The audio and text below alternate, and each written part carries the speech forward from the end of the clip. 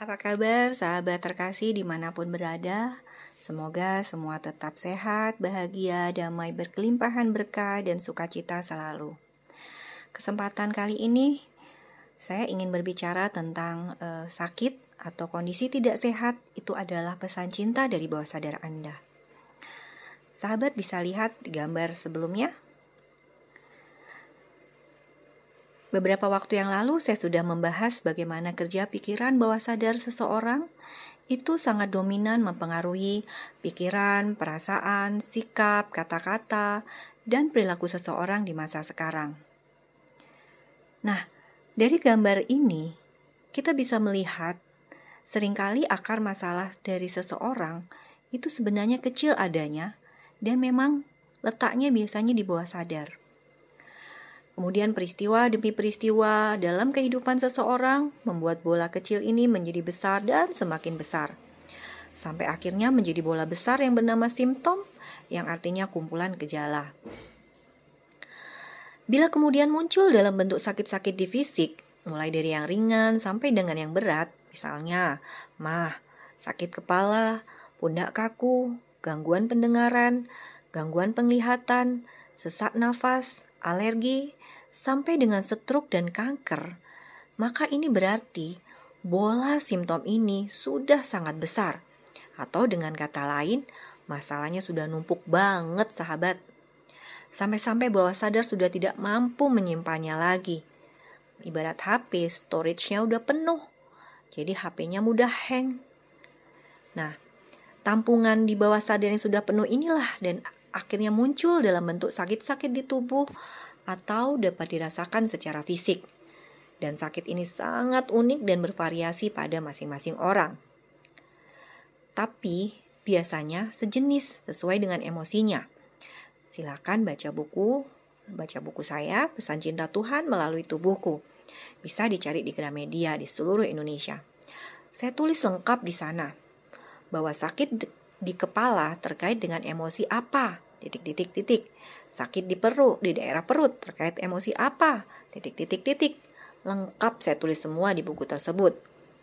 Nah, selama ini ketika kita sakit, yang pertama kita cari apa? Kebanyakan menjawab 1, obatnya apa ya? 2, ke dokter atau rumah sakit mana ya? Pertanyaan saya, ketika Anda berobat dan diberi obat, apakah lantas langsung sembuh? Kalau iya, syukur. Tapi kebanyakan mungkin akan kembali lagi.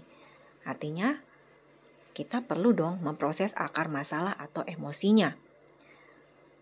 Kebanyakan yang terjadi adalah sembuh untuk sementara dan beberapa waktu kemudian kumat lagi, atau bahkan ada yang harus minum obat bertahun-tahun. Inilah yang disebut dengan symptomatic therapy atau terapi simptom. Gejala sakitnya hilang, tapi penyebab sakitnya belum hilang. Suatu ketika, pasti simptom ini akan muncul lagi. Bisa dalam bentuk yang sama atau berbeda, bahkan bisa menjadi semakin banyak atau semakin parah. Fenomena ini sama seperti menghilangkan rumput dengan mengguntingnya. Sekarang digunting, beberapa hari lagi tumbuh lagi. Berbeda dengan kausal terapi.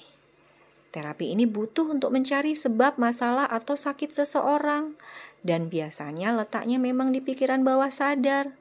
Maka, mau tidak mau, kita perlu melakukan intervensi tersebut di bawah sadar pikirannya, bukan di pikiran sadarnya. Terutama untuk masalah-masalah atau penyakit-penyakit yang udah bolak-balik ke dokter, udah bolak-balik ke rumah sakit, atau bolak-balik melakukan pemeriksaan, diagnosa secara lengkap, tapi ternyata tidak ditemukan. Atau alias dokternya bilang, dari hasil lab nih nggak ada apa-apa bu. Dari hasil ronsen, MRI, scan dan sebagainya nggak ada apa-apa bu. Maka bisa jadi ini sebabnya ada di mental, yaitu pikiran dan perasaan kita. Nah, sehingga kita perlu mencari akar masalah dari semua ini. Sekali akar masalahnya ditemukan untuk kemudian diproses emosinya di pikiran bawah sadar, maka biasanya segala simptom atau masalah-masalah atau sakit-sakit di aspek fisik pun ikut terselesaikan. Kausal terapi ini seperti mencabut rumput langsung ke akarnya.